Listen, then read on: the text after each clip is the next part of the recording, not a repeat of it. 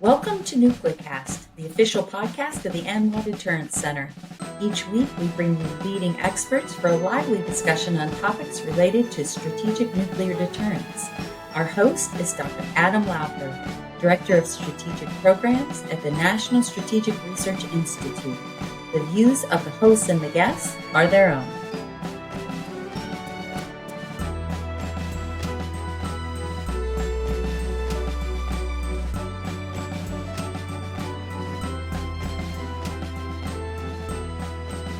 Welcome back to another exciting episode of NuclearCast. Of course, I am your host, Adam Lowther, and today we have a wonderful guest. Dr. Howard Hall is the director for the University of Tennessee Institute for Nuclear Security.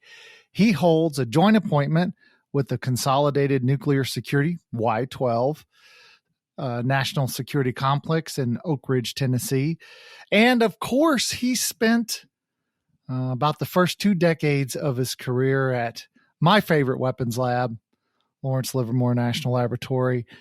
And he's joining us today so that we can talk about developing an educational program that can help meet that human capital requirement. And, you know, we've talked about this on several previous episodes. How do we recruit?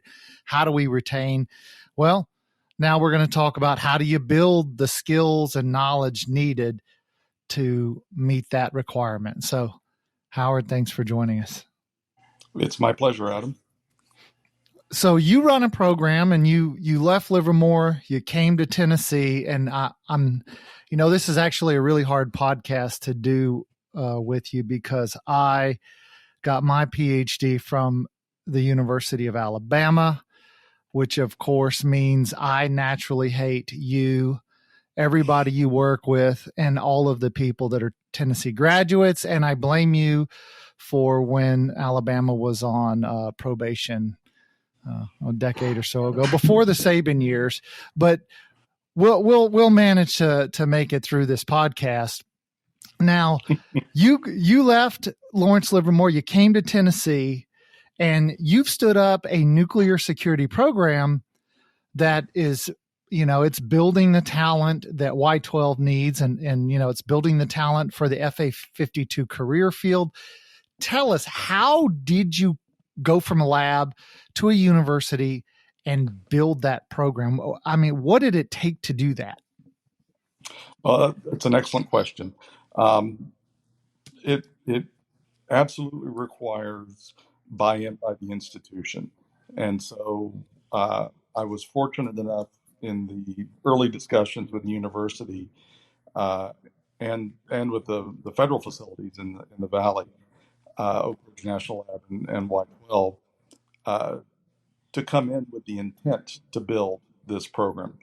Now, part of the logic behind why it was so obvious to me that it was needed is in my role at Livermore, I was responsible for managing and executing programs, hiring staff, and so forth. And it became very clear that all of the national lab communities were basically robbing each other for staff because there were not enough people coming out of graduate school or in the case of undergrads with any knowledge or interest in this field. And we can do a pretty decent job in the laboratory community of enticing people in once we've got them. But that also adds a year or 2 year startup period where they're really just learning what they should have learned in school. So I had that conversation. The university agreed to let me run with this. So before I even joined the faculty, I put together my first for a course outline for one of our core courses in the nuclear security curriculum. And then they've tolerated me ever since. So our curriculum is in the graduate program.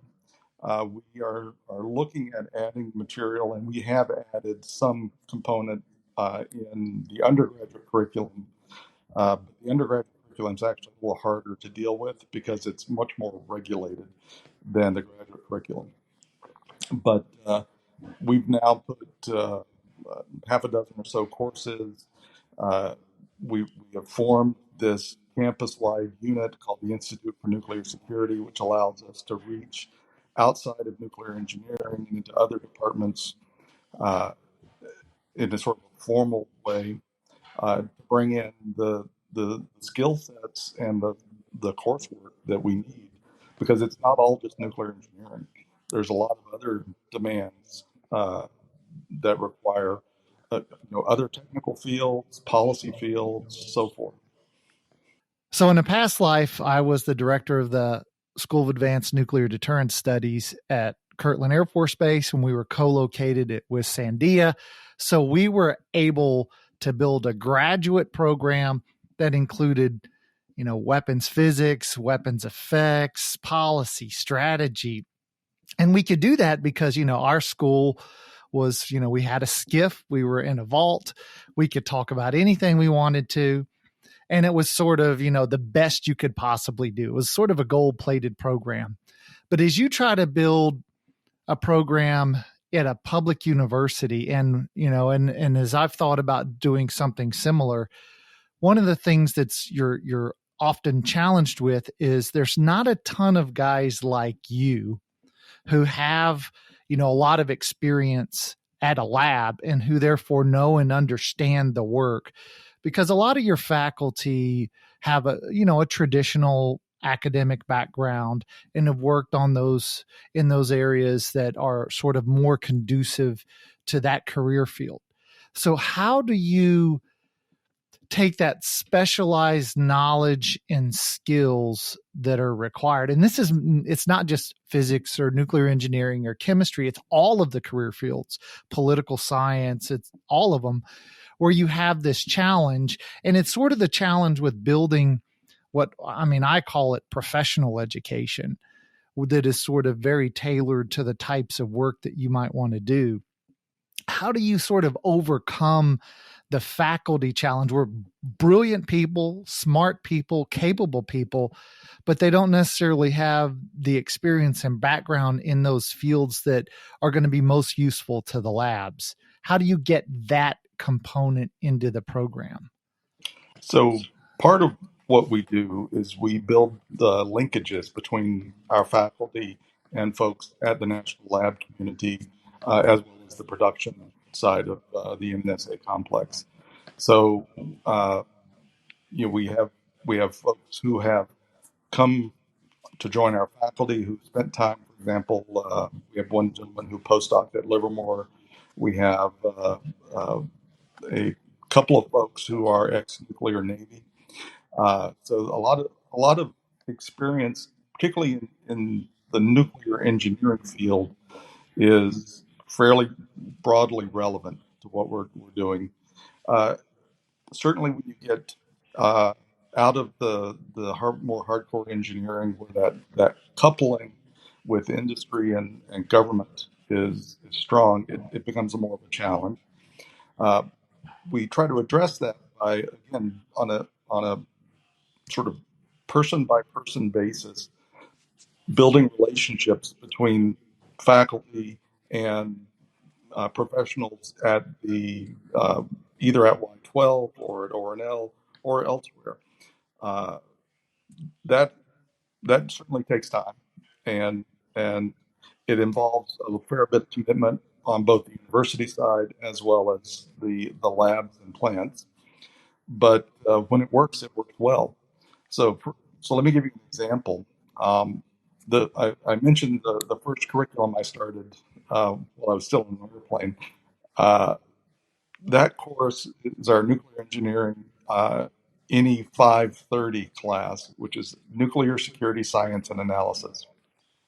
It's basically an introduction class to the concept of how do you secure nuclear material and nuclear technology uh, to prevent it from its loss.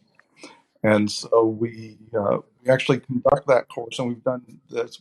This will actually be our 15th year that we're teaching it, or 15th offering, I guess, of the class, uh, with Y12 personnel. And so our Y12 colleagues bring in not just people who have security, physical security or similar skill sets, but they also bring in folks like the Office of Secure Transport, who's responsible for moving materials. They bring in the vulnerability analysis team. Uh, they we bring in cyber. We bring in someone to talk about human reliability, and so it really helps to have that partnership that supplements things that you know we wouldn't necessarily have a full-time faculty member in any of those single areas. Uh, but with the help of the laboratory, it uh, it it really augments our capabilities. Plus, I think one of the really important things that our partners bring is they can tell students what it's like to really be doing the job. And so we've had uh, a number of folks who, for example, in the NE 530 class, on any given weekend, they're probably somewhere else on the planet helping another country uh, test or improve their security programs.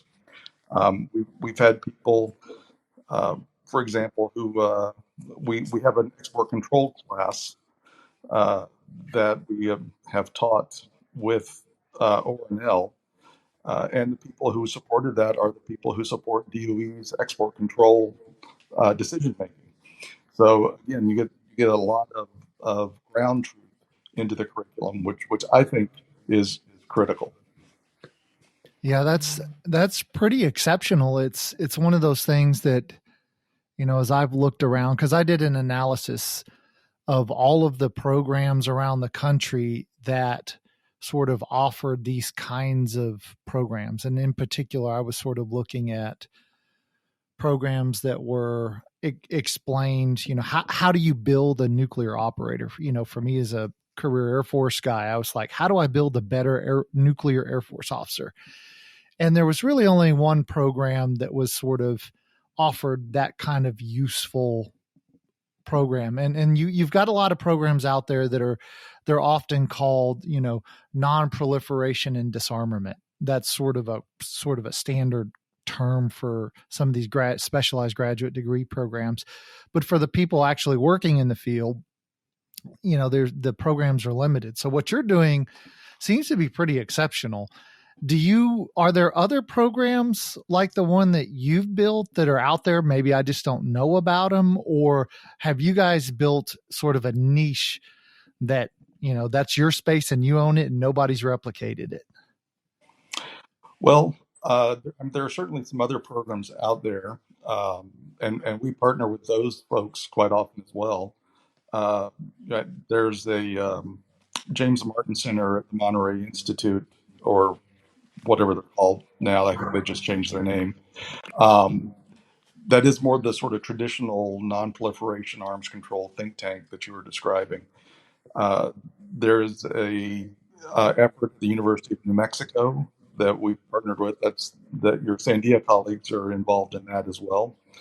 That is, we've actually had some discussions that they haven't come to fruition yet of doing some shared curricula between the universities. Texas A&M has they call it NISP, which I don't remember exactly what it stands for, but it's primarily focused on proliferation, safeguards, and non-pro. Uh, so I think every place will have some distinctive flavor that is driven by the interests and backgrounds of the faculty. Uh, but we're very proud of our success in getting people from the complex to come in and talk and help teach courses. Now we're at that time in the show where we have to take a quick break, but when we come back, I want to ask you a question, and I'll go ahead and give it to you ahead of time. So as you think about what you would like to add to your program, what you may not have, but would be useful to have, When we come back, I want you to tell me what that is. You're listening to Nucleacast, and we'll be right back. This episode of Nucleacast is brought to you by the ANWA Deterrence Center, whose mission is to educate Americans about the nuclear enterprise and strategic deterrence.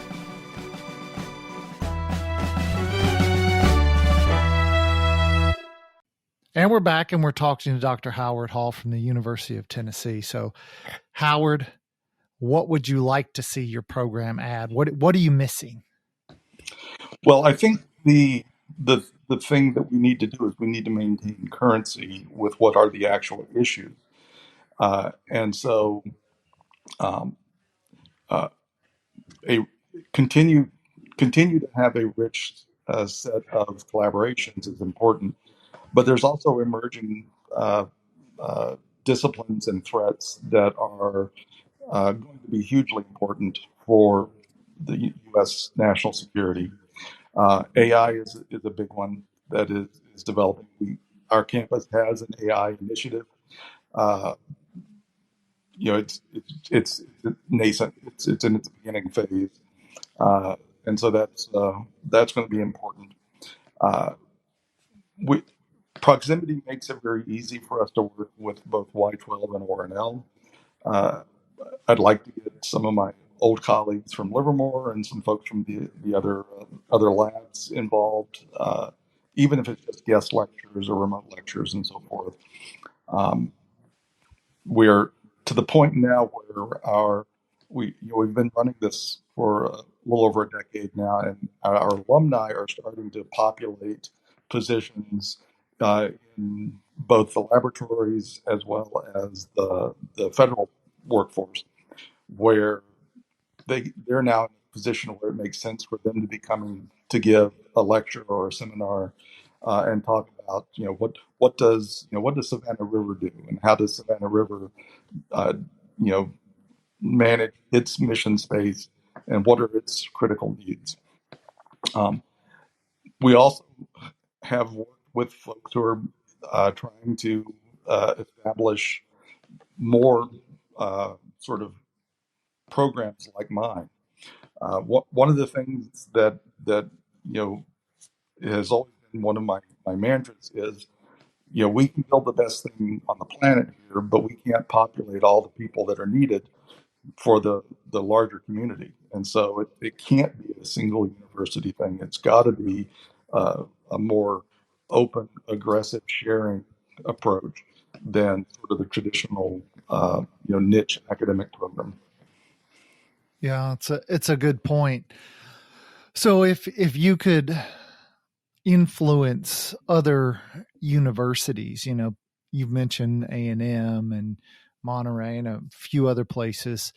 If you could influence other universities and you could sort of do whatever you wanted to do, you were this influential guru who people just, worshiped at, everything you said and did it. What would you have them do? What would you like to see? Do you have certain places you would like to? Do you want, Berkeley's always had a strong tie to Livermore. I mean, how many Berkeley graduates are filling roles at Livermore? So there's a strong tie there. Tennessee and Oak Ridge, there's a strong tie there. UNM, in New Mexico and Sandia have always had a strong tie. And, folks also make their way up to Los Alamos from UNM. But are there other things that you would like to see, other places, other types of programs? Sure. So I think the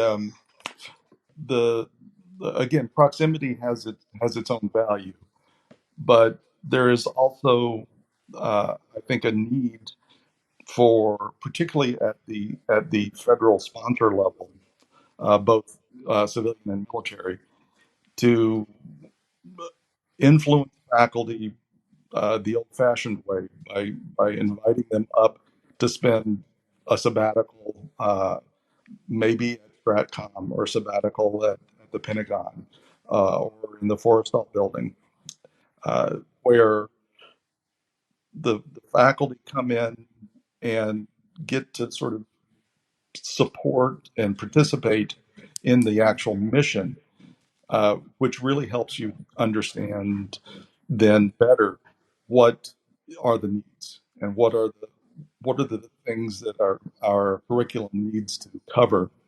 Uh, and some of those are positives and negatives. What are not needed is also useful.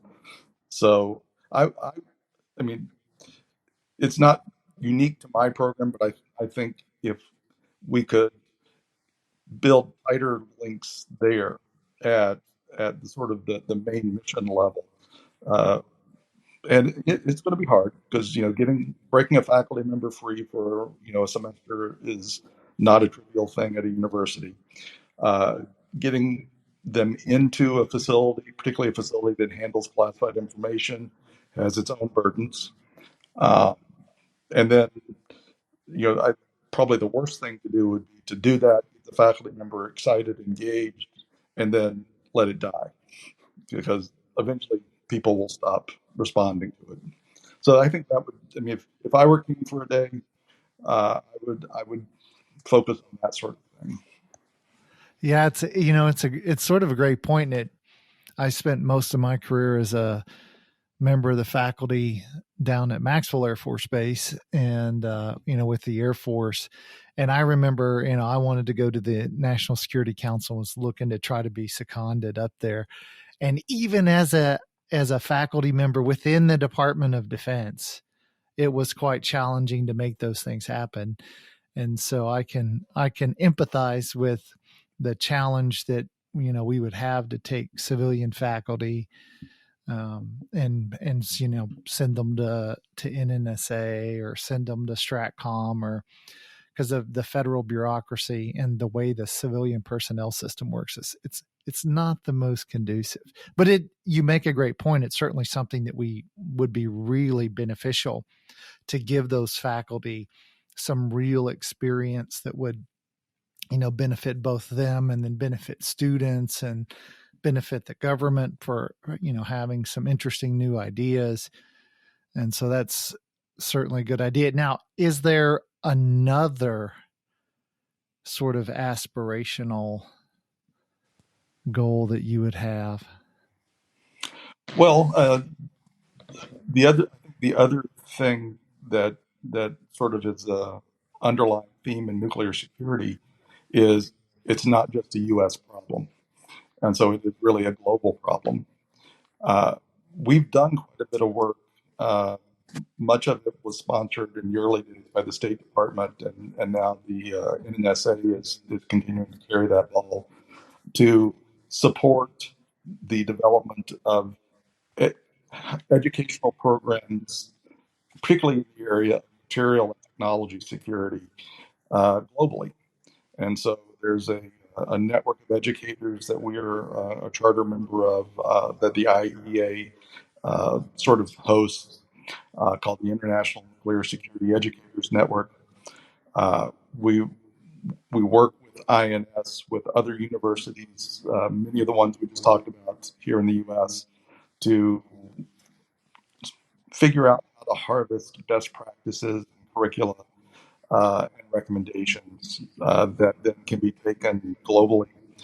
Uh, there are a wealth of challenges to do this because every country is in a different place, and then some countries are having little troubles like Ukraine, so it's kind of hard to do anything with Ukraine these days. Uh, and then some countries are not necessarily our friends, and they would view this with suspicion. But the outreach, you know, because if particularly in the event of an act of nuclear terrorism, it it doesn't matter where it's at; it's going to be a disaster. And so, if we are highly confident that we can keep it out off of our shores, that's great for us, but it doesn't mean that an act of terrorism somewhere else wouldn't be devastating to the global economy and the global political order. Yeah, that's a good point. And you mentioned nuclear terrorism, and we did an interview with Garrett Herensack who is the president out at the Nevada National Security Site. And so, just out of curiosity, do you guys work with the guys out at NNSS, and is that part of your sort of network of folks that you're working with and potentially feeding your graduates to? We've done some work with them. It hasn't been as extensive as with the labs.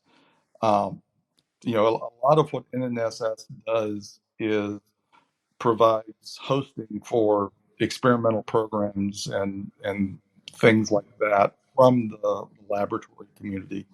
And so, we've had students who are working on programs through one of the labs, spending months at the test site because they were running experiments. Sure. Uh, and so it's a little bit of a different beast. Yeah. So now it's that time in the show. I didn't tell you this ahead of time, but I have a magic lamp. I'll pull my magic lamp out, and I have a genie named Bob.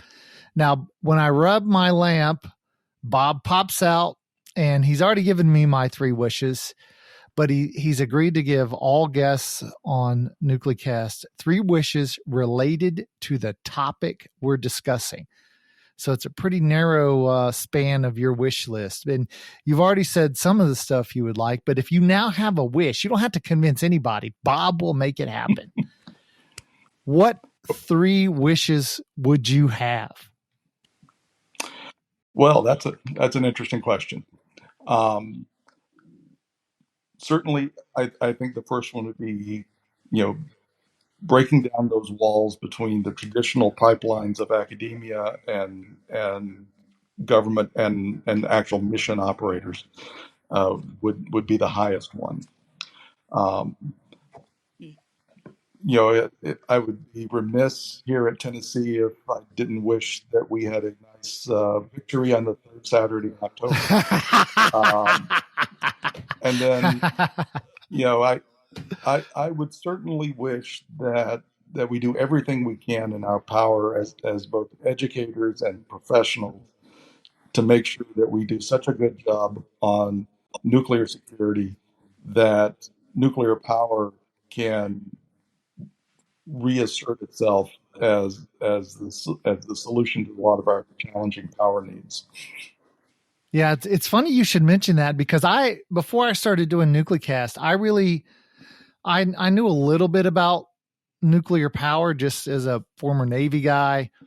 And so I had some knowledge about reactors, but we've had probably 6 to 10 or so episodes that specifically talked about sort of 3rd and 4th generation reactors and how small they are, how safe they are.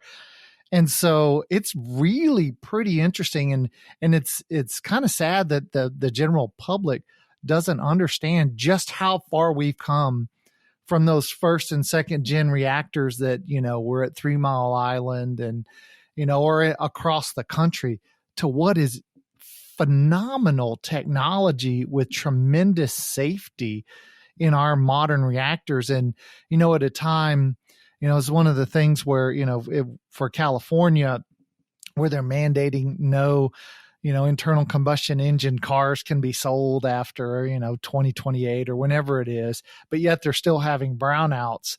I'm sort of wondering how they're going to make that happen without nuclear power. Yeah, that's an interesting question. One of the more interesting analyses Lawrence Livermore puts out every year is basically a map of the flow of production and consumption of energy in the U.S.